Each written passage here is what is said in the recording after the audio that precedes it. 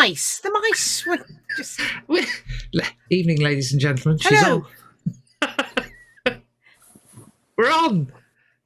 Sorry, I was talking about mice because my internet connection is appalling. And Claire's blaming it on the mice that were in my roof. But the roof with the mice in is nowhere near where the internet is. The internet is just appalling. I'm blaming the snow this week. I don't know what it'll be next week. It's everybody. I've frozen. I've possibly gone soupy. I don't stick with it. Ladies Wot Pod episode 48. There will be order coming out of chaos eventually, quite possibly. And we have a special guest this evening, Bobby Bridge, who is...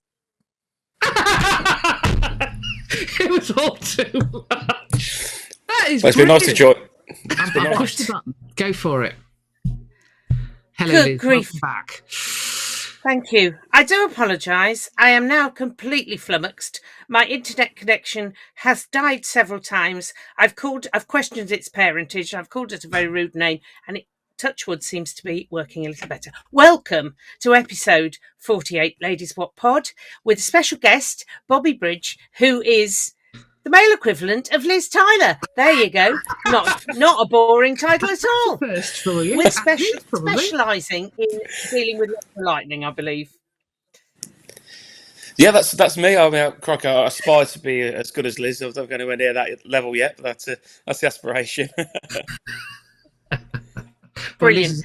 Welcome, Bobby, because we've had no Saints action for a week, so we thought we'd still pod away because we have other reports. We have a growing army of correspondents sending videos in. Honestly, Claire and I soon will only have to appear and go, I'm just going to welcome. And let them all roll in as our foreign correspondents around the county send in videos. Yeah.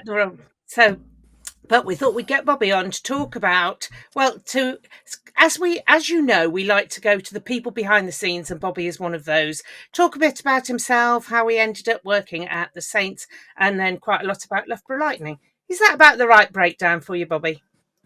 That sounds perfect to me. Brilliant. Right. Where are we going to start then, Claire? Did we decide before I had a breakdown? And not me, the internet had a breakdown. I was going to say, please... what we thought we'd start is actually let's talk about Loughborough, but before let's talk about Bobby. Let's talk about Bobby. Okie dokie. Liz always asks the question, "How did you get here?" and then follows it up with a line, "And we don't mean did you come on the bus?" Yeah, am I right? Yeah, that's very true. Yeah. So, how did you get all the way to Saints, Bobby? Yeah, it's a bit of a road less travelled, I suppose. My route into working for Northampton Saints. Look, for the vast majority of my professional career, I was a journalist. I live and based in Nuneaton in Warwickshire, and I worked for a group of newspapers for 10 years. Started a very local newspaper covering football, and then the last 5 or 6 years, before I joined Saints, I covered WASPs.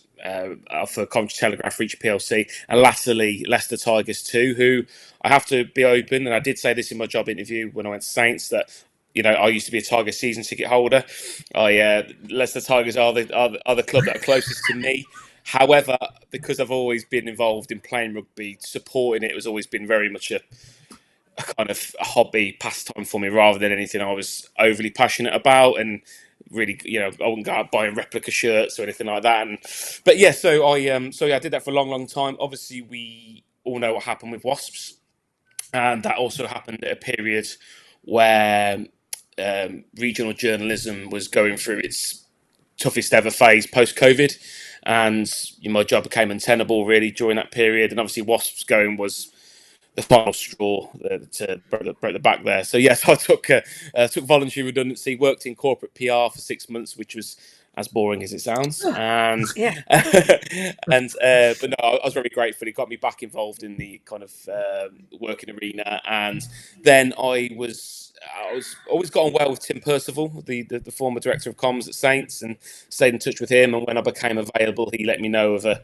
potential opportunity that was coming up at Saints. And look, I always had a good feeling about Saints. Liz and Jack are well known on the circuit of journalists for just looking after people. And look, I always wrote for the opposition, yet they were still cordial and very decent with me. So I spoke with Tim, I spoke with Mark Darban, spoke with Jack, Phil Dowson, and yeah, then I joined Saints July 2023. So you could say the first year was a pretty decent one, eh?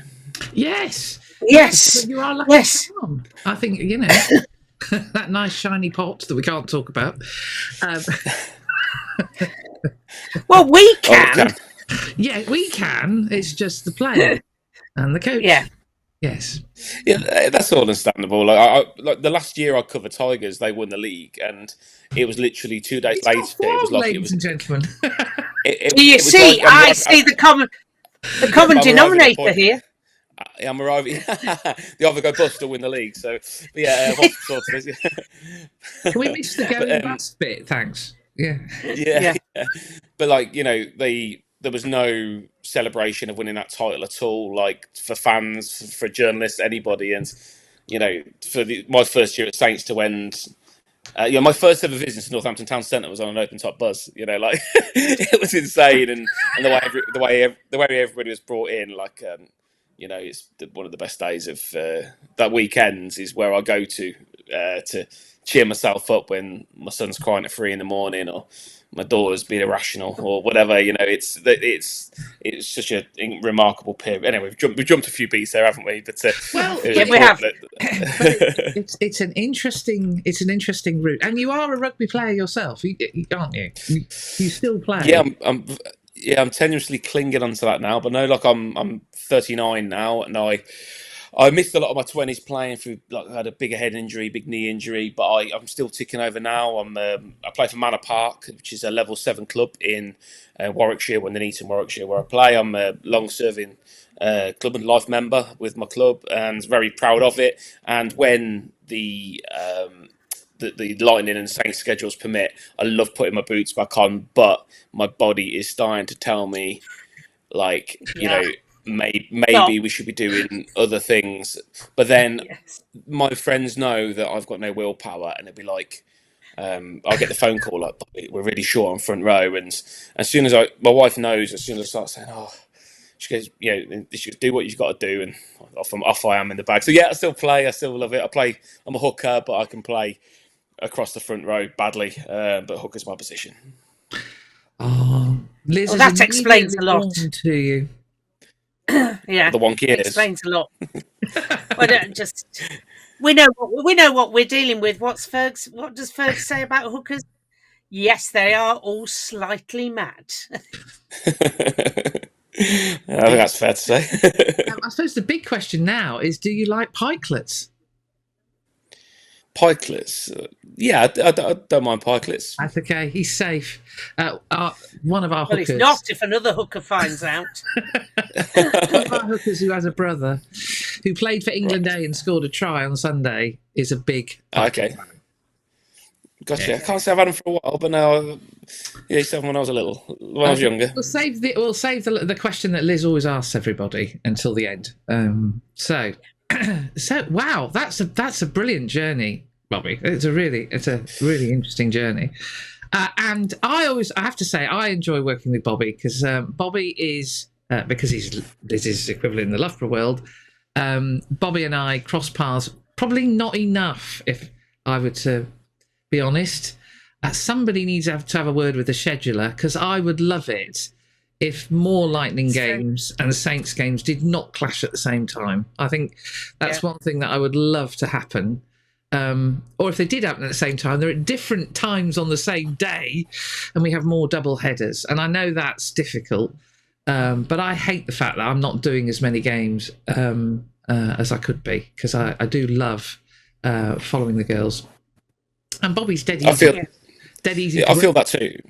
I feel that too. Like this weekend, Saints are playing Coventry, the nearest team to where I live, and Lightning are playing Tigers. I'd love to be at both of those games. But it's just there's two top flight teams. Unfortunately, it's not always going to happen. Yeah, it's frustrating. It would be, it'd be a bumper weekend to have, the match against Cov on one day and the match against Tigers on the next. It would be an absolute beltings, end to the week. But still. I mean, it's good that the matches are happening, but it would be nice if they were different times. So Loughborough, how's Can it? Can I just before we go on to Loughborough, Ooh. I want to know an interesting story you teased us with about a certain England your favourite man, head Liz. coach. There's one of them. One of them, to be fair, he's not quite in the Carl Dixon category, but he's heading that way. Far off. He's getting up there. Yeah. He is. Oh, sure. I think you're alluding to Mr. Borthwick, are we? Absolutely, yes. Yeah. Okay. Well, look.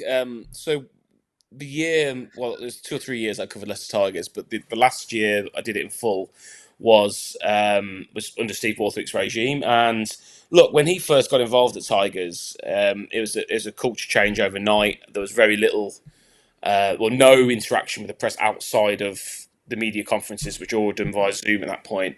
And initially, we got on very well, actually. And he would ask about my family, and I'd change what was behind me in my office upstairs.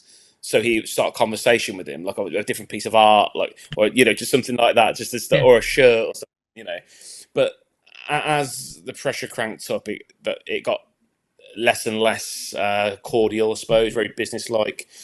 And it all came to a head, really. Like, I suppose another point of context is, as I mentioned, about the regional press becoming more and more squeezed, and it was all based upon page views. So I was being set impossible targets to achieve through rugby, basically set up to fail, really, in the end. Like, they didn't want rugby being covered.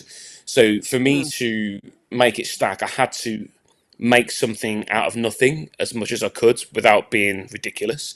And Steve Borthwick is the number one person in sport, probably, for not giving journalists something to write about, if you know what I mean. So I would often have to badge up a headline, like Steve Borthwick sends message to side, and it wasn't a lie. It was like a headline from back in the day. It would be something. It'd be like, must try, and people would click the link, read it. I think, that's deflating. But anyway, so we're on a so clickbait they call it, which is a dirty word until it's paying your mortgage, and then it's a bit different. But yeah, it was the Premiership semi-final, which unfortunately was against Saints, where Mr. Courtnall Scozan had his hands on backwards. I think we all remember. And Tigers definitely got away with on that day, that's for sure. But yeah, I was in the media room afterwards, and he just started asking a question, and he just looked at me stone cold in front of everybody in the room, went, "Depends what headline you're going to write." And I was like, now, whenever a journalist gets probed with that, normally the default thing to say is, "I don't write the headlines." I don't write the headlines. But I wrote for Leicester Mercury, so I did write the headlines. So then I had to compose myself. Look, I'm no shrinking violet. While I might be short in stature, I've been involved in rugby for many years, confrontations. But there's something about Steve Borthwick that's a little bit chilling. He's obviously a tremendous dead behind the eyes. Yeah, he is. Dead behind the eyes. I don't want to turn this into he's a tremendously successful bloke who, But anyway, so I had to kind of gather my thoughts, and bear in mind, this is like a who's who, apart from me, of rugby journalists in the room. And all of a sudden I couldn't catch my tongue there. I'm like, what story are you talking about, Steve? And it's just the headlines. I was like, oh, okay. And then I got the question out, and it was just like, oh, crikey, I got it all wrong. And then the press conference ended, and I should be excited about building for a final. But I thought, you know what? No, I'm not gonna be bullied. I approached him as he left the room, and I said, look, if you've got something to say, then I need to hear it, really. And he didn't expand any further. I asked the media officer there, got no further feedback. And that was it. I never really spoke to him again until a few months ago. He was up watching Saints train. I was part of the team there on the training ground. And look, I went and shook his hand, and a few cordial conversation. And I think it was Chunya Munga came and kind of started speaking to Steve. And I was like, I'll exit now. I'm sure it was a far bigger deal for him than it was for me. And look, there was a period during that season where it was a tremendous privilege to be working with him. But it'd be interesting to know which headline it was. But I guess I'll never know. And I'm You not never writing find it. out. Yeah, never so no big find deal. out. And then a few months later, he got the England job. So it didn't work out too badly for him. Well, I did offer to help him. I did offer to help him as a halo when he came to the Saris semi-final. Yes. I welcomed him and offered to help him. He didn't seem to want my help. I thought that was could have rude. picked his back Very line. rude. I could his halfbacks. I could have advised him on that. Could have helped him on quite a few selections, really.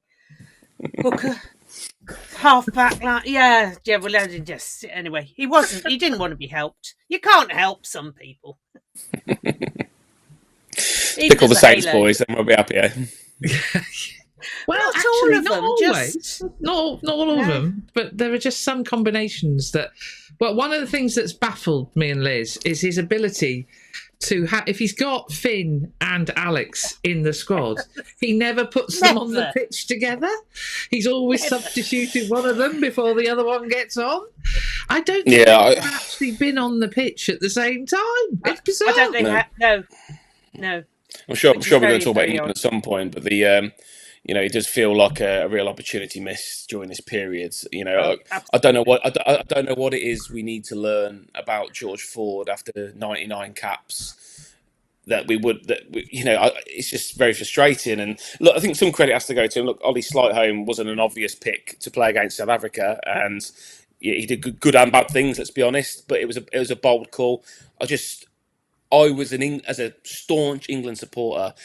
I can walk away from these games with the defeats if we'd learned more about some of the players, and I'm not sure we have. And that's and you know what it's going to be at the weekends. That some of these guys will get run out, and we won't learn anything again because they're not playing against a top tier nation. Yeah, exactly. And the greatest will in the world. I know there's the Eddie Jones factor and the like, but.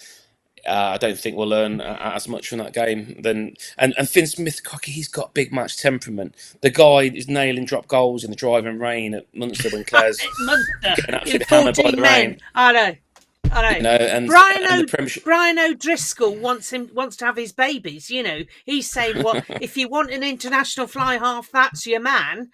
And we won't pick him. Oh, I don't think so. No. Let's have George Ford, who hasn't played all season. And similarly as a hooker myself, that's the position I always kind of train in on. And while again Jamie George and Luke Cowan-Dickie are two fantastic stalwarts of English rugby, I suppose with Jamie George being the captain, it's it makes it a little bit difficult. But I'm not sure what more Curtis Langdon can do to knock on that door. And I'm so pleased for the England A the other day that he had a good day, scored a try, and his time's got to come. I know he's kind of been in around the scene before, but I think his time's got to come. It has to. It has to. It's just bizarre. Absolutely has to. What's going on there? And we will talk about England A as well. So Loughborough have had an interesting season. We can move on now. They've had an interesting season, and I actually think they've been challenged by the fixture schedule as much as anything. I don't think it's really helped. Some of the teams who are trying to attack that top four, I don't think it's really helped them. I think it's wonderful we've had so many young players come through. The debuts that Nathan's gone for has been fantastic. But in the end, in terms of league position, I think it's been a really tough start for them. Yeah, well, look, the makeup of Loughborough's team is pretty unique, I guess, within the league, that they have a large section of internationals and then a tremendous amount of young players. And when you take away those international players, you're left with a sprinkling of senior players, like a Daisy Hibbert-Jones, who's the number 8, Meg Davies, scrum half. I say experienced, the 24 and 21, 22 respectively. So not exactly, huge campaigners there. So other clubs that have, I guess, a more experienced nucleus at the start of the season will flex and will show that. Like Trailfinders Women, for example, put 60 points on Loughborough Lightning at the start of the season. And we made a rod for our own backs with the Loughborough media, where we we decided to kind of do a graphic for every player that made a debut, and one of them was like 6 strong for a league game. So you're throwing in players who, if everybody was available, probably wouldn't be in that equation at all. And this is in a Prem Cup I'm talking about. This is league. This is WR, yeah, wasn't it? Yeah, that's right. And and women's rugby's not quite in that space yet where the men's games are arriving at now, where the frontline games are starting to stop, aren't they? You look at the Six Nations and what's been achieved there, and it is a shame because we are 5-6 rounds in the season. Lightning have got nowhere near really fielding their starting best team. They're getting closer to it this weekend against Leicester Tigers at Cinch Stadium, Franklin's Garden, Saturday 2:00 kickoff. They'll be close. They'll be closer to it. And but look, I've been at the majority of the games, and the game by Exeter a few weeks ago against a team that's won every game so far. They weren't that far off. There was just when you don't quite get that score before half time, we've all probably seen it with Saints through the years, where you don't seize that momentum. Things actually Saints did very well in the year they won the league is cashing in and getting to the 22 and so it has been a tricky start. There's some real star players they've not even seen on the pitch yet. Sadi Kabea, Alev Kelter to name but two. And there's a lot of positives there. Players that are getting blooded game time, and you feel someone's going to be put away by Lightning sooner rather than later, and then they can start looking forwards with kind of glass half full mentality rather than thinking, crikey, 1 win from 5's not anyone's ideal start to a season. Absolutely. Yeah. And of course, the likes, Sadi Kabea is a wonderful player. Kath O'Donnell, wonderful player, absolutely superb player. And role models for those coming through. Absolutely. We, as is Rachel Malcolm, I have a lot of time for Rachel. As a captain, she is an absolute star, and I can't think of a better mentor for Daisy. Been there, done it, T-shirt. Could just say on Rachel Malcolm, Claire, I'm no expert in women's rugby. It was a part of my role that's grown legs since I've been there, because I got involved in the environment at Loughborough and thought, this is rugby. And there was a lot more scope for me to influence things than there was at Saints, because, as I mentioned, there's such a strong established media team already working there before I got there. And Rachel Malcolm was the first person that I spoke to. It was at Stowe, actually. And it was a bit intimidating for me, thinking, crikey, I don't know any of these girls. Obviously, I'd done a bit of research, and she was just the first interview that I did. And I just learned some amazing things about her. She played international hockey, so rugby wasn't even the equation. Played internationally for Scotland, obviously, and then her body was telling her other things, like she couldn't get around on the hard courts of hockey, the fast turns, etc. So she took up rugby, and guess what? Became an international at that as well. And when I was doing a contract renewal, I said, when did your journey at Loughborough start? And she told me all about it. I'm like, hang on, wait, whoa. Did you just say you started playing rugby at 24, then you were international at 25, what it was? I was like, what have I been doing with my life? Absolutely remarkable. She is a wonderful athlete.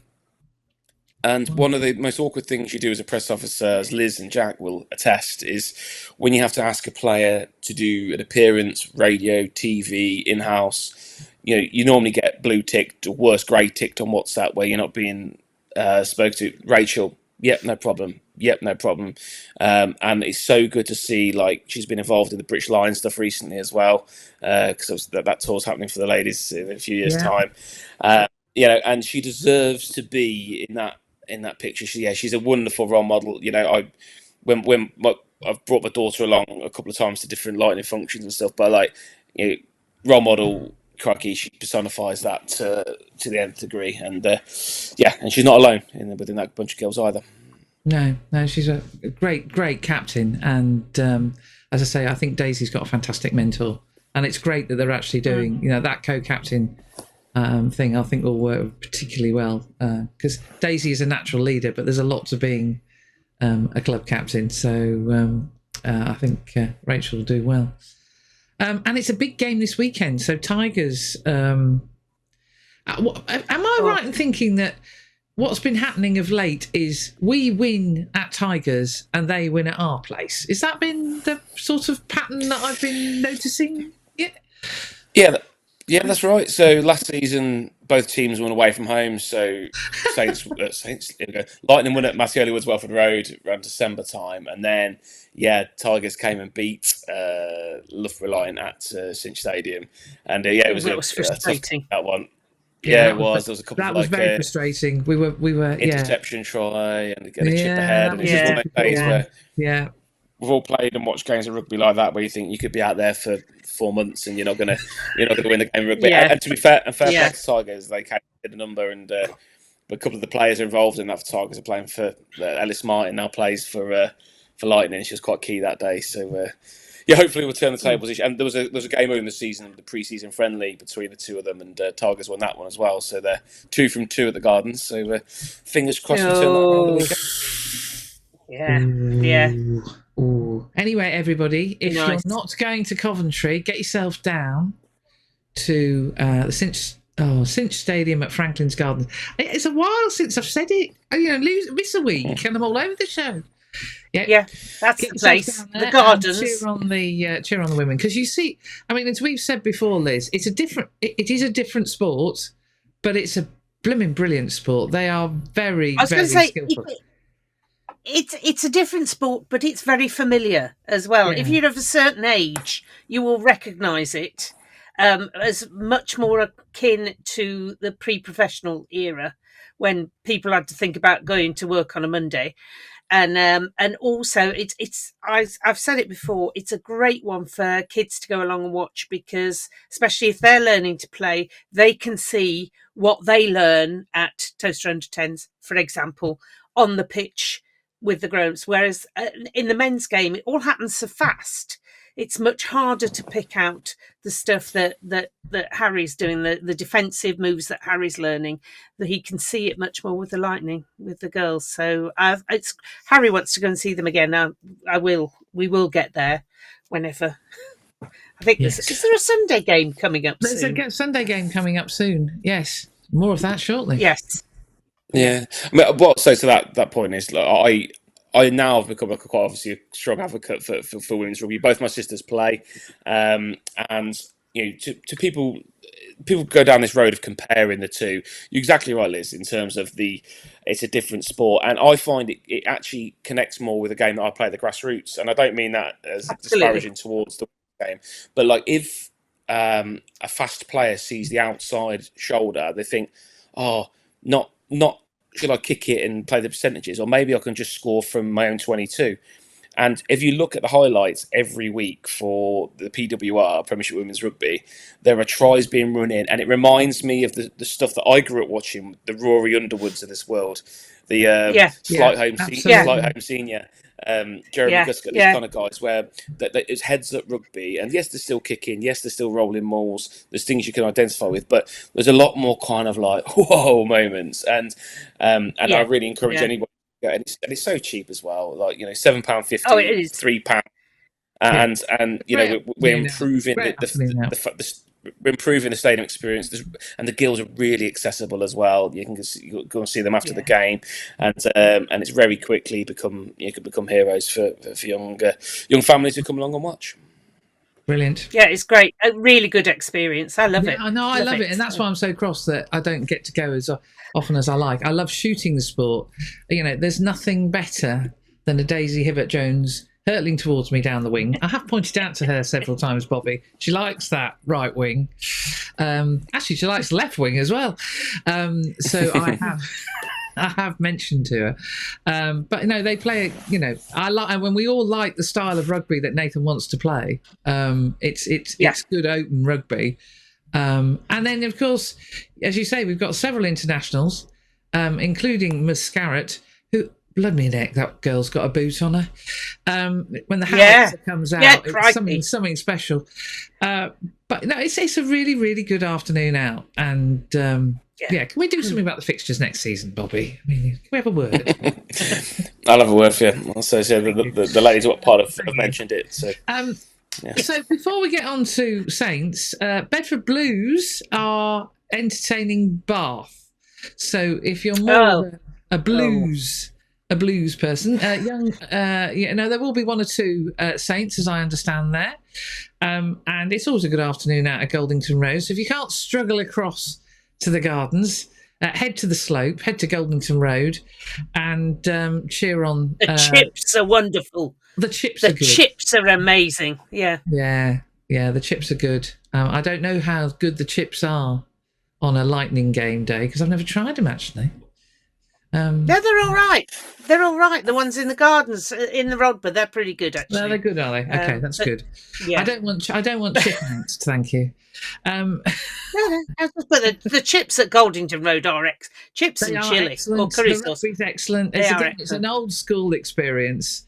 It is. And it'd be a bit bracing in that stadium, but still. Well, it's hardly going to be tropical in Coventry, is it? Well, let's get real here. And then we'll sadly have to get on to England and England A, which is less sad. So Saints at Coventry. We don't know the team, obviously, because it's only Tuesday. Give it a minute, you know. I ended up at training today. I wasn't meant to be at training until literally yesterday.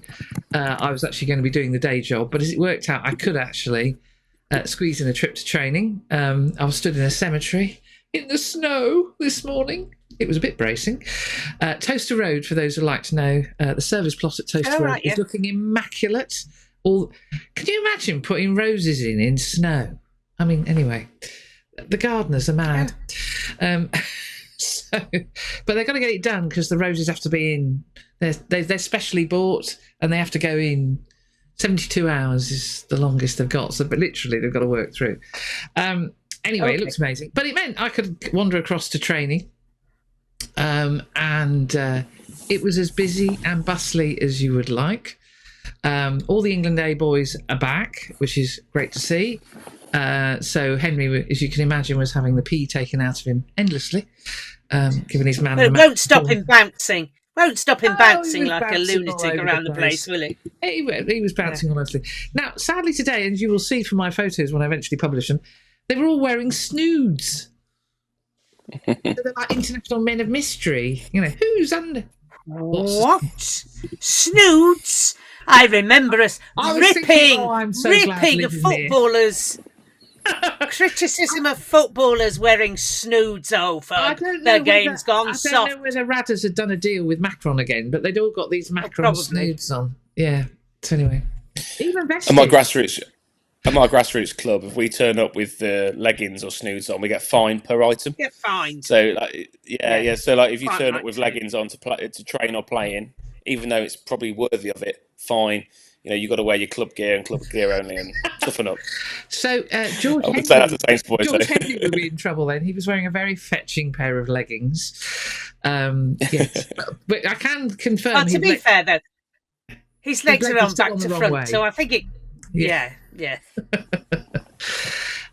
Yes, so there was much buzzing about, and it's still great that the Academy are busily, training. When you're seeing the likes of Billy Pascoe lining up against Mr. Dependable, lining up against, it's just brilliant. And they're learning absolutely loads.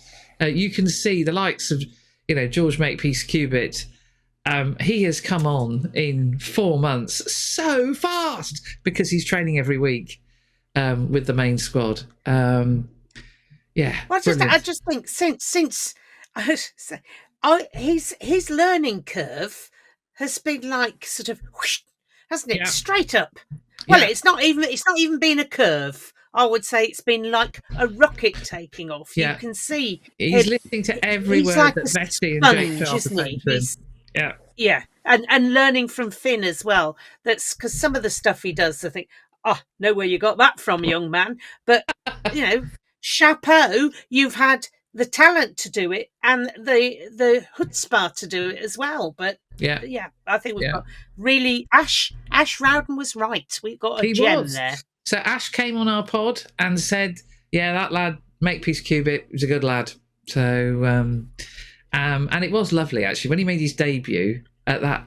I thought a really tough place to go to make your debut at Ashton Gate. Ash sent a message via me to him, which he was really pleased at. So Yeah, because he's one. I say he's one for the future. I mean, good grief! How many more have we got for the future? They're actually doing the really, future's really happening well now, isn't it? Really, However, 10 years ago. 10 years ago, Finn Smith would have still been one for the future well, he because made he's his only debut at 22. 18 at Worcester, didn't he? Was that 17 or 18? Yeah, he was young. I think one of the big. 18. He was young. Yeah. I think one of the biggest compliments you can kind of pay Makepeace Cubitt is that we're not missing Grayson. Like we thought we might, because you think you consider now with Finn Smith and George Furbank, who are kind of like the primary, I guess, options at fly half, and he stepped in. He's got obviously regular rugby during this period, and now it's just another option that Phil Dowson's got at his disposal. He's shown real confidence, like a few other directors of rugby too. Even during the season we won the league, there was this willingness to rotate a trust in different players, and I wouldn't be surprised at some point between now and the end of the season, even when everyone's fit, we will see Makepeace Cubitt on the bench or involved in another frontline game, because he's proven he's got the minerals to go out there and play his natural game. And as you mentioned, Claire, you're privy to it more than most in terms of watching the training and stuff. That is unique, to see such an integration between a first year academy player and a 200 kappa. It's the rules there. They're all wearing the same badge. It's the same crack, and it's addictive for me as a rugby nose to sometimes just take a walk around on my lunch break and just watch and just think, this is brilliant. It's so good. It's so good. You hear all the different tropes and different things that might be said to the press, and then you actually go and see it and realise, this is real. This is what the club built on, and it's happening every day.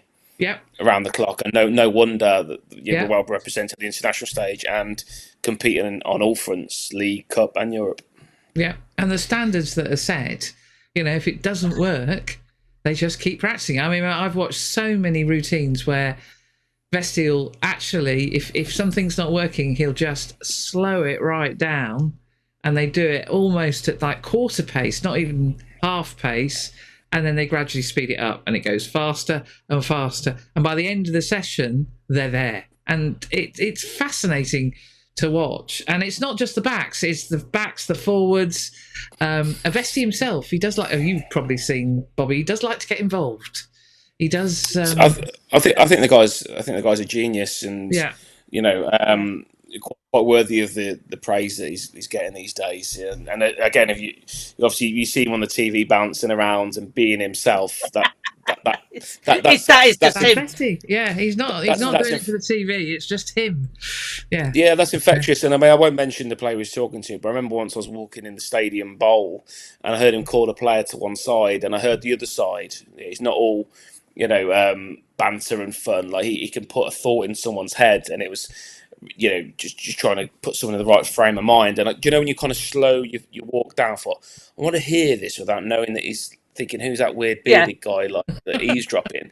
And again, I thought, and the way he put those nuggets of information ahead, I thought, I went back to the office motivated. He got nothing to do with me. It's quite remarkable, really. He's a remarkable coach, and the players all love him. I mean, you can tell the respect that they have for him, and he, it's clearly working for our younger players and their older ones. I think you hit the nail on the head, Bobby, with using the word trust.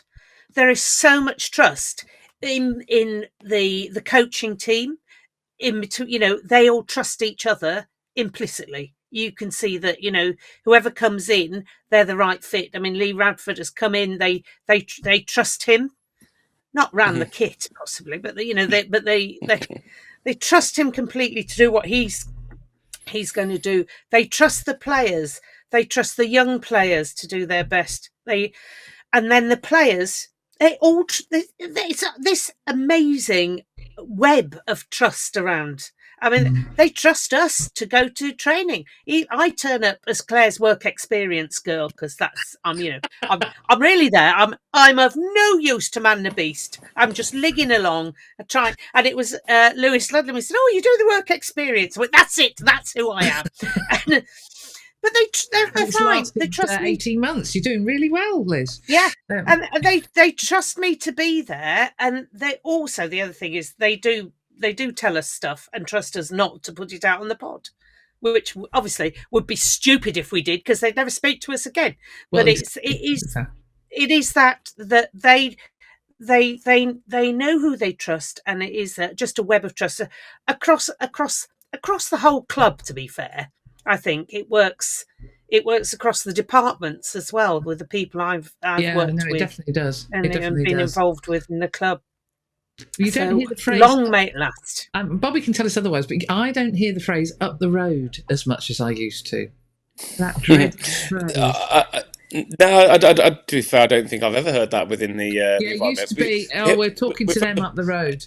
Yeah, I think it's all they're talking about is obviously the buildings, the offices at the top of the car park, as opposed to the offices at the bottom of the car park. And you just don't hear that. It was endemic when I first started working at the Saints. It was like, oh, okay, this is a bit weird, but okay, we'll go with it. As if, completely different team up there as opposed to the one down here. And of course, these days, everybody says we're all on the same side. Because we are. I think that historically there are a lot more silos. Yeah, I feel. Yeah, a lot more. Mm-hmm. Well, I mean, as someone who works in the environment, and I've worked in a lot of other kind of, I guess, office-based arenas as well. The integration is done so well. Like, we've sat there and had like monthly meetings where we have a Q&A with Alex Waller, or Phil Dowson gets up and gives a presentation, or Sam Vesti, and it's like, wow, so we're not just workers at the other end of the business that no one.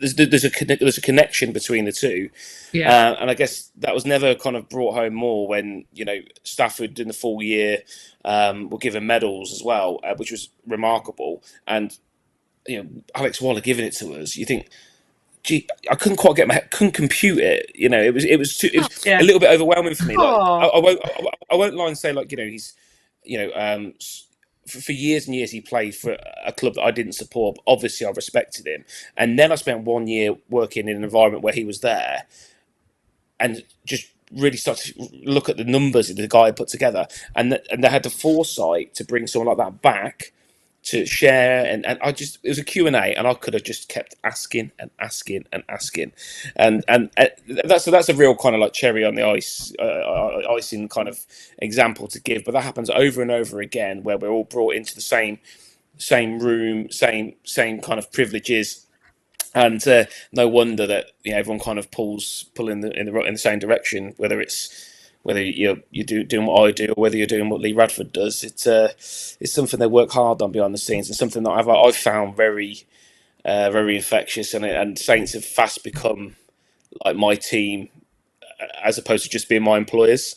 Now they're my teams. If I was to change jobs, I'm certain now that Saints have got my custom, and that's because they've got a DNA that's meaningful, and I enjoy going to work, and even days I'm not in the office, I enjoy it because I'm in the loop. There's good banter. There's a WhatsApp group. Just like things you get in rugby. And WhatsApp group. That's it. And it's there's not many work environments where some of the WhatsApp things. Like, I think it was my third day in the office. I walked in and someone was just hammering me for wearing Skechers, saying, I've barely even spoken to the guy before, and I was in, and that is rugby. That is rugby. Yes, yes, absolutely. That is rugby. Yeah. So you knew they liked you. Yeah, well, that's it. Well, I don't know about that. We'll see. But no, I tell you what, though. Because if they hadn't liked you, they just wouldn't have bothered, would they? Well, that's it. Well, and the thing is, I double down on the Skechers then as well. If I was to wear them every day now. Fair enough. Oh, kudos there. Excellent. So I think we can say that they're fully back at it, as we would hope, because actually I think this is going to be a belting game. I think the Lightning Tigers game is going to be a brilliant game, and I think this is going to be a brilliant game because Cov, like us, are 2 from 2. There are a lot of very talented, experienced players in that Coventry outfit. Matt Kovesic knows his way around a rugby pitch, and they're a well-drilled. Alex Ray drills his team, very, very well. I have to say they don't play sometimes without the most interesting rugby, shall we say? It's pretty route one. but it's effective, as they've shown this season. But I must admit, I prefer watching a Bedford Blues to a Cov, to be honest. And that's not just because, you know, if I weren't so closely associated with Bedford, I was just looking at the two teams. I think Mikey Raya's brand of rugby is more akin to how I enjoy it, whereas it's a bit stodgy. I'm going to eat my words when they put 50 points past us on Saturday. I think on Coventry, that last season Coventry last season and perhaps the season before. Look, you may have seen more of them than me during that period, but I still keep on tabs on the highlights and stuff. Is they would score incredible tries and do incredible things, but then would lose away at Ampthill or Coldy or something like that. Something very weird, yeah. And normally, what you see in rugby when that happens, it's because your set piece fails, your discipline fails. So they'll double down on that then.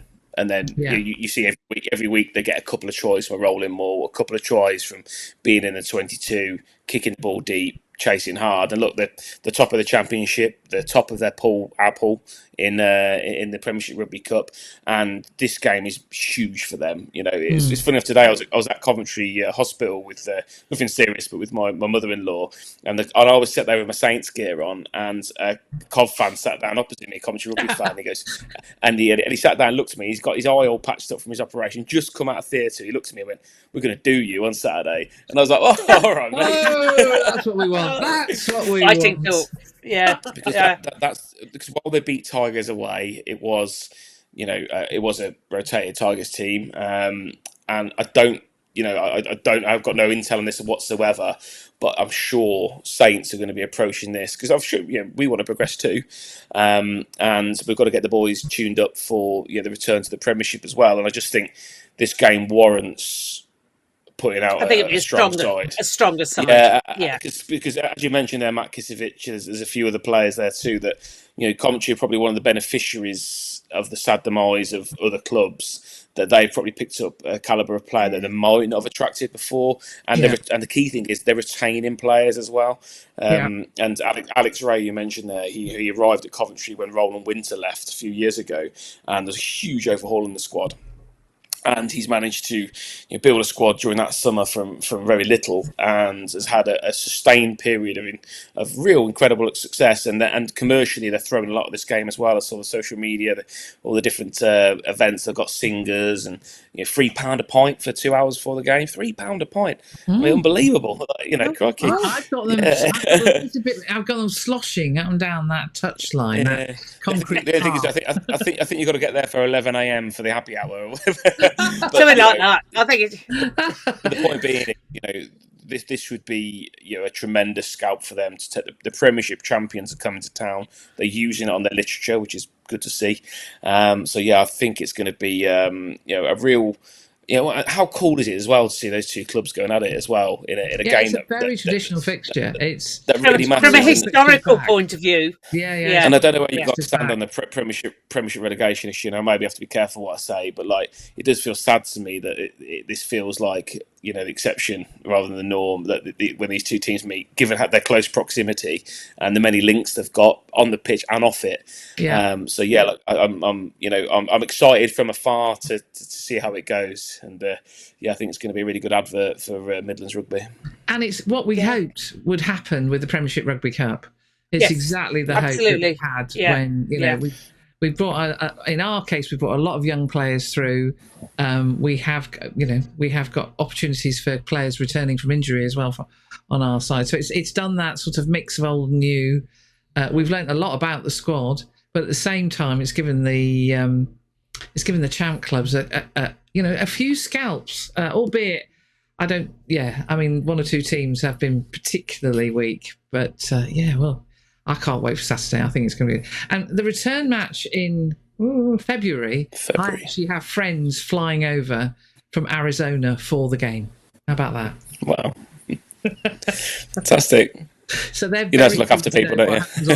But very keen to know what happens on Saturday. No, they're absolutely. They've been determined to get to the Gardens, and they're absolutely made up that we're doing so well in the Premier Rugby Cup. So they're coming over for the Cov game. So, Can I just say the return game as well, as part of the raffle prizes on the Saints Supporters Club going to Sarries is hospitality for two in the Captain's Club lounge thing in the raffle. So if you want to find out, get on the Sarries coach, sign up, go on the website, sign up to go on the Sarries coach. Tickets are selling like, well, not quite like hotcakes, but they're selling quite fast. So excellent. yeah, Well, that's good. That's Tepid good. cakes. No, nobody wants a tepid cake, do they? No, that doesn't sound good. That doesn't sound No. good. So I think it's going to be a really, really good game. Now, obviously, there's a lot of rugby that happened last weekend. Yes. I think before we do anything, I think there is we do need to say congratulations to our wheelchair rugby guys. We do. Absolutely do. Yeah.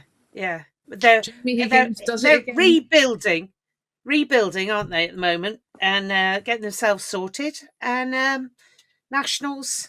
Yes, so this was the first WR5 Nationals tournament in a day. It was a new competition. Unfortunately, I couldn't go because they announced it so late. I'd already organised, a bit like you, Liz, to go away for the weekend. Yeah. So I missed the opportunity to take photographs of the wheelchair guys, which I was a bit cross about. Fancy having a life. I know, fancy having a life. Who'd have thought? But they did an absolutely brilliant job, and we're really honoured that one of the coaches, Phil Gutteridge, who, friend of the podcast, close friend of the pod, yeah, has done a little film. So before, he's only done it for the pikelets. Anyway, thank you, Phil, and let's now watch the little film. Good morning, ladies. So we're here at the Nationals at the GBWR5s, the inaugural National Championships at GBWR5s at Stoke Mandeville. Boys and girls are just warming up on court now to face off the Tigers in the first game. We'll keep you updated.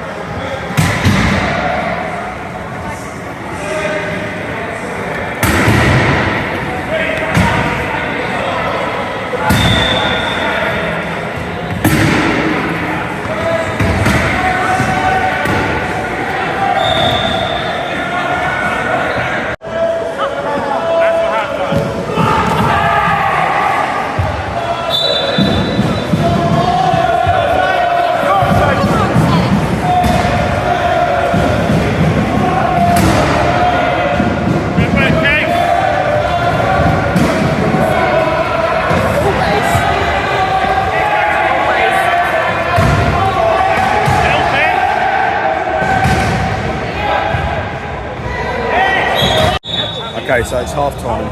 It's 26-16 to Tigers. Still got 2 more quarters to go, so all to play for. Unfortunately, that game ended 31-50.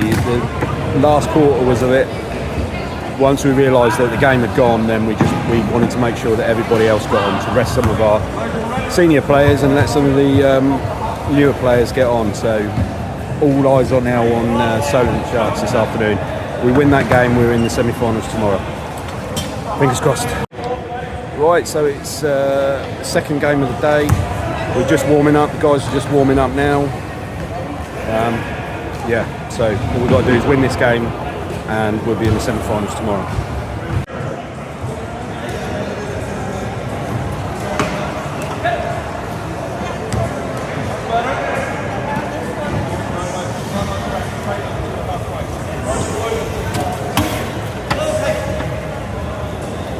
Claire, you say I'm the media tart.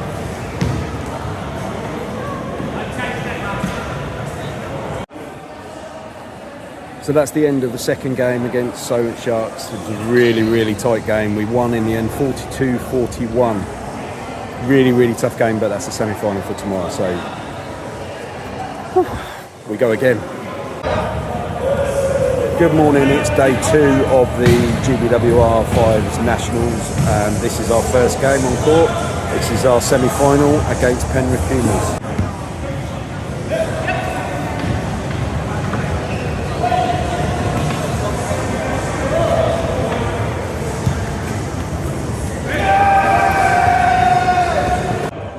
Okay, that's the semi-final done, and the final score unfortunately was 58-36 to Penrith Pumas. Not a great result. It was a tough game. They had some really, really strong players, but we go again for a third place playoff against North East Barbarians this afternoon. Okay, final game now is the third place playoff for us against North East Barbarians. It should be a really good game. Barbarians are also in the Premiership, so fingers crossed.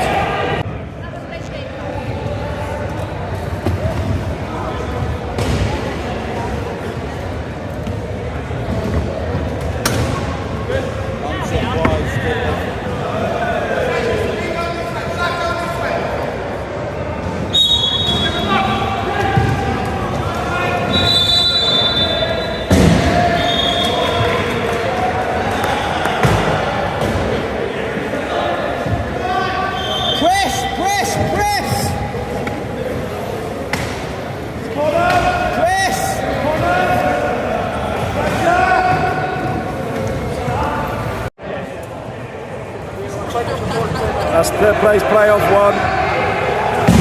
We beat Barbarians 44-41. Really good game. And you think I'm a media tart? It's a wave. Jerry.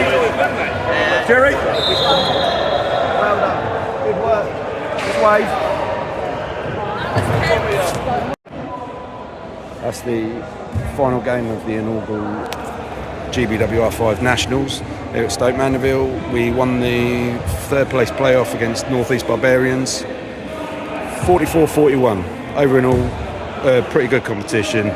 We know where we are now. We know we've got lots of things to work on. Ready for Premiership in the new year.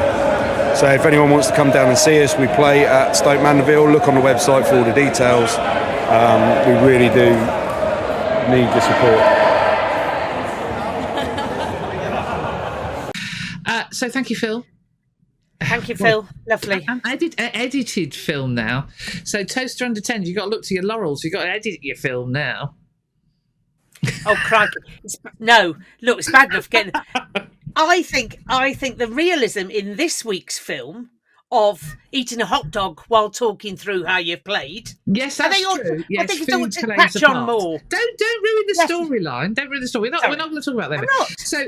So we will talk about Towcester in a minute. So we have to talk about England. Yes. Can we keep it brief? Yeah. There's nothing new to be said. But well done, Ollie, for scoring Exactly. tries. That was it. Moving on. That was fantastic. Yay. Well, now we're talking. So, can we do a media watch? Premier Sports, could you buy some new microphones? It wasn't the best of coverage, was it? It was dreadful. I seriously thought that several, very experienced broadcasters were going to start chucking them in the crowd. They were failing that often. They were awful. Absolutely awful. And given they are now the holders of the Investec Champions Cup, whatever, broadcast, they really do need to get their act together, because that was shocking. It was really not good. Baves did not look a happy camper by the end of it. My biggest frustration with that game is, like, I grew up on the digest of watching England Saxons. They used to play a lot locally in the Midlands, and often it was like England Unshackled, wasn't it? You in those games you would see a James Simpson, Daniel, or those kind of guys, and so I'm really happy that it's back. I'm sure there was logistical reasons why it made sense that it was in a stadium next to Twickenham, given the guys trained together and the like. But I don't know. That's a game I definitely would have gone to if it was within the could have been Midlands. At the Cinch Stadium, Franklin's Gardens, for example. Yeah, It could have been anywhere but London. I think if it had been in the Midlands, it'd have been a much bigger crowd. As I say, I'm sure there's logistical reasons why that made sense, and maybe it's Harlequin's turn. They're entitled to those kind of games too, and I'm not even sure on the criteria. But I just thought, it's a real shame because I feel like it's got the. I was at the England A game at Welford Road when they played Portugal, and it was a non-event. Obviously, they put nearly 100. Was it 100 points? I can't remember.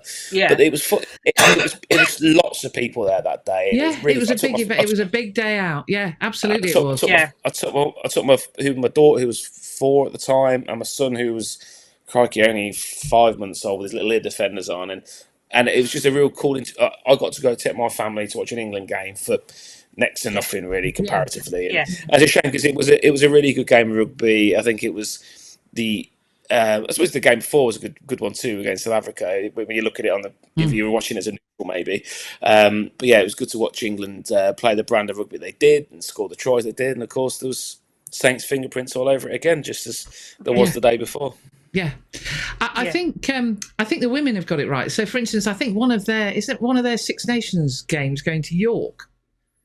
Yeah, that's right. They move it around each season. They move it around brilliantly. I don't know why the men's game can't do the same thing. They don't always have to play rugby stadium. You do have to wonder about the bleating about, we've got to grow the game. You don't grow the game by tinkering around with the laws. You grow the game by making it accessible to people who don't normally access it. So you don't put it all on Premier Sports TV and take it completely off terrestrial. You don't just play games in London. You move it out to other places where other people can go and see it. Play it in Leeds, They were a bit busy on Sunday because we are going to talk about the. Well, they were, but that was why they sprang to mind. But take it out, go to places. Headingley is a great ground. Headingley is a great ground. Yeah, and Yorkshire has the highest number of amateur rugby players. Well, it's the biggest county. It would, but it has a huge number of amateur clubs and semi-professional clubs. Yeah. So take it there. Don't. Are you talking about the England men's senior team here, or? Any of them. I think they're wedded to the Allianz Stadium, as we're supposed to call it now. Yeah. But the A games aren't. And the women proved that they're not wedded to Twickenham. So I think there is, now we've got this A team back, thank God. Let's take it to some unusual places. And I'm absolutely with you there, Bobby. Definitely. I understand why Twickenham needs to be the pillar, because it's such a huge revenue driver. They've invested a lot of money in Allianz Stadium, but I think that that show needs to go on the road, stay on the road. A little bit like football when we used to go and watch England under 21s, and they'll go and play at Pride Park, Derby, or the King Power Stadium, Leicester. And I remember watching. Well, they even went to Colchester once, because they've got that stadium on the A12. Because you know what, that may well be that part of Essex and Suffolk does not get much international football. It's a good team though. It's a good team to watch. I've often thought it'd be good if I often wonder if England A were in the Six Nations, I'd support them rather than England, because often it's the team that you'd pick if you were.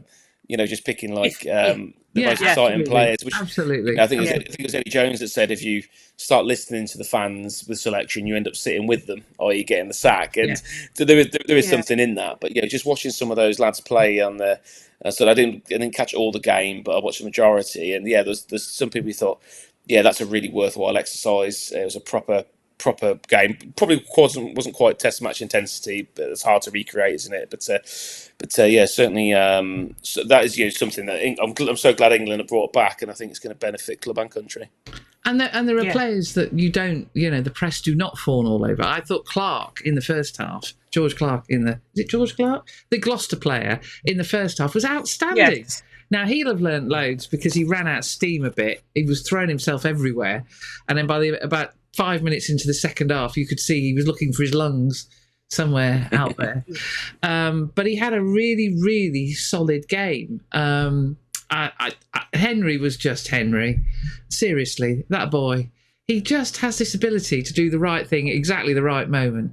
I mean, that try that eventually Curtis scored was made by a break from Henry and Ibert Choi and Henry, and then through, and ultimately Will Porter got the ball out to Curtis. But it was a brilliant move, and it's exactly what you want from a back rower. It's making that break. It's seeing that space. Best he would have been purring. I'm sure he would have been.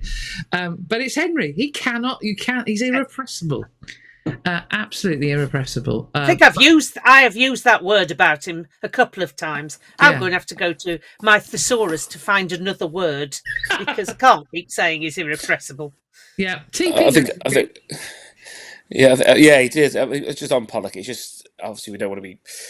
Yeah, it's hard not to hype him up. He doesn't listen. He doesn't listen. It's all right. But it's that each new challenge that he set, whether it was Academy Rugby, then Premiership Rugby, and then starting in the Premiership, starting 8 in the Premiership, then England under-20s in the summer, and now England A. Each time he plays a similar brand of rugby. Yeah. And you know, I've been watching rugby for a long time, and as I know you guys have too, but his acceleration into contact over that first 3 or 4 meters is real point of difference. So that's why he punches above his weight, because he's just his ferocity, and I love his personality as well. I love the fact he's getting into people. He must be a nightmare to play against. Oh, you just think he must be your worst nightmare, because he's chirpy, he's annoying, he gets past you. He winds you up so much that they want to slap him, and when they do, he just laughs at them. Well, that's the thing. Yeah, that's it. And you know, if you get that percentage in someone's mind in rugby, you know, the top 2 inches is so important, and his confidence is pumping. And look, you know, I'm excited, and the fact that he's a Saintsman, and it is brilliant. He's our Henry. And he's changed, and he's maybe shifted. Yeah, that's right. And he's shifted. You think at the end of the summer where we lost 2. Well, obviously many incredible players, but 2 incredible back row players in Laws and Ludlam, and now we've got this focus on this young man, and we can't forget, crikey, you know, how many other clubs would be lamenting. We do miss them, obviously, but to have him, it's like a fresh focus to kind of get over the grieving process and move in there. We've got this newborn lamb springing around, and just doing more and more exciting things. He is extraordinary, and it was a fantastic performance, and it was great to see all the Saintsmen. Dingers, he's class. Oh, isn't he? A class. What a leader as well. Yeah. He's just he's one of those people that you always hear coaches keep communicating. He does. And he does say all the a time. lot, but everybody knows exactly, you know, what he wants from them, and that's probably why Mapletoft made him captain, because every time he's been made captain, he just does a really, really good job. So well done to the England A boys. Top work. Top work. Dingers. Yeah, no, good stuff, and good stuff. Now, the 7-4-5 game. Now that's the numbers that they played. Their Am numbers. I right? Yeah, it's the numbers each of them played. Which is Doddy Weir, Ed Slater, and of course and the Rob reason Burrow. it was in Leeds, Rob Burrow, played. It was his idea. Well, everybody hopes, and I hope it is too, because partly because I want to go and see it. It's the thing we've always dreamt about, which is the league versus union game. I think they need to tweak the rules a little bit more. It did seem a little bit. I suppose if it's held at a union ground next year, they might tip the scale a bit more towards the other way, but it sounds like everybody had a cracking day. They raised loads of money. Mrs. Waller was there. Sue Waller was there, sending us messages. Went a bit wobbly when the kids brought the ball out. Yeah, understandably. That little bit of video. But well done to everyone. I think it's a fantastic initiative, and it's a horrible disease. And anything we can do to raise funds to sort it out, the better. But well done to everybody concerned. And it's great that the 2 codes of rugby are at last. They're kind of getting over themselves a bit. We sort of do. You remember the 80s, Liz? You know, at the end of the 80s. Vaguely. Yeah, I was only a child. She lied. Child bride. But there was a period where the 2 codes looked like they were going to be, you know, similarly. Yes. And then they fell out again. In the 90s, Wigan and Bath played each other, didn't they? And they did. And it was a really good game. And a really I remember good because game. Wigan went and won the Middlesex Sevens, if I remember rightly, at Twickenham, and that was like the Sean Edwards kind of Martin Fire era. That's it. And I remember rightly, I'd only been 10 or 11, but I remember the Union game. They pushed Bath really hard, and that was like the Bath vintage of Callard and Guska. But then when they played league, they absolutely tore them apart. And you've only got to look at our team. Obviously, you mentioned with the defence coach. There's so many players so especially on the coaching side of things that are bleeding across the two now. It would be good to see more events like that, and I think that initiative will. That concept for that particular game, that's going to, and it will help both codes. It will absolutely help both codes. I'm convinced of it. Yeah, I'm convinced of it. So congratulations to everybody. And it'd be interesting to see where they take it next. Probably Gloucester, or maybe we go to Edinburgh. Thanks. It makes sense to tour around a bit. It'll probably be in Harlequins. You watch. be the Stoop again. Oh. A double header with England. Oh Lord! There we go. Now, Towcester, on the other hand, so Harry and Alfie, yes, your grandson, busy weekend for both, and they're getting very exotic in their filming, aren't they? So we've got a little report from. Well, the international man of mystery has made himself available again. He has. Yeah. He was prepared to talk to the press this weekend. I don't know why. Age 7, Bobby. Age 7 already. Like it. You see more and more of these youngsters now jumping on social media. Yeah, we talk about Henry Pollock being the youngster. Alfie's ahead of him. Alfie's 7.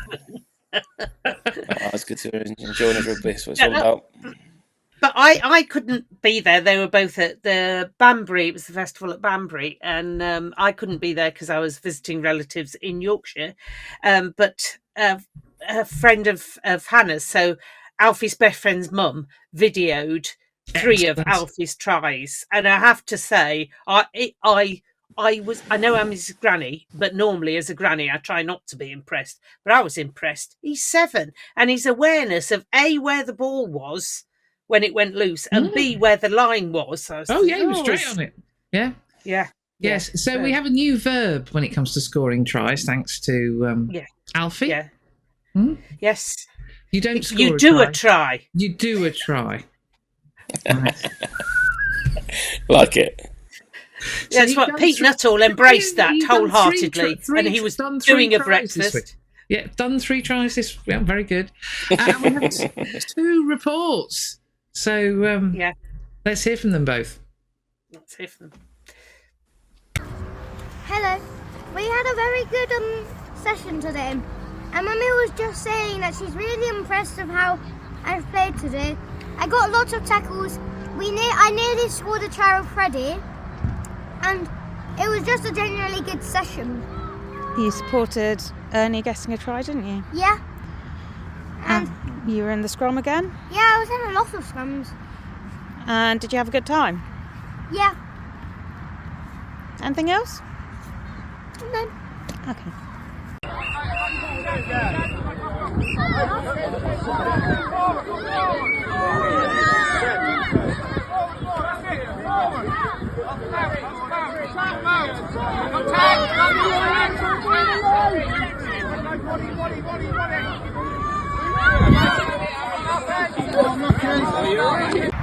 Granny Ginny, I scored 6 tries and I got 5 tags. Bye-bye. Well, you must be so proud. I am, really. I am. Yeah. Anyway, well done, Towcester Under 10s and Under 7s. Congratulations. Yeah. Well done, the hot dog seller, because he obviously, made a few. He was doing well. Yeah. Well, a busy week ahead of us. Are you walking rugby this weekend? This week even? Yes. Well, I won't be because I'm still under having my physio, of which more at some point, if he ever agrees to sponsor us. I have floated that past him. But, Get a name check then and only then. But yes, but Paulie will be there, and I'll be going along to shout at them in a northern way and loudly to try and get their defence. Get the defence sorting out. So playing the role of Lee Radford, we have Liz Saunders. Brilliant. Utterly brilliant. No haloing this week because, of course, you're the away team. Yeah, We so are. let's Yes. rest up Yeah. for the week. And, well, it's, I think we've got two. No, there's one question you haven't asked Bobby. I haven't. No, because we know Most important Pikelet's one. What's your favourite cake, Bobby? My favourite cake is lemon drizzle. Hey! Hey! One may arrive. One may arrive at some point.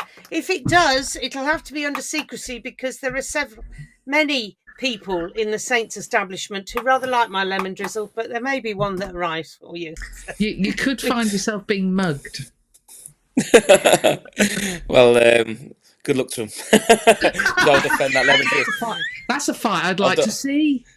Yeah, I'd pay money for Bobby that. and his lemon drizzle versus the rest of the commercial and playing department. Brilliant. If they come near my lemon drizzle, I'll Henry Pollock them. Excellent. That's definitely worth seeing. Anyway, Bobby, Yeah, thank you so definitely. much for coming on. You've been Yes, an thank you absolute so sport. much. We sprung it on you, and you've done the business, my friend. Thank you. And do come again, because we'd love to hear more. Yes. Your adventures with the Loughborough Lightning and Steve Borthwick. Thank you. Thank you for having me on. It's been really fun. Thank you. Brilliant. Thank you. Well, Thank you very much. Thank you, everybody. That's it. That's Episode episode 48. Finally done when the hamster got his act together on my internet. We finally got him sorted. Yeah.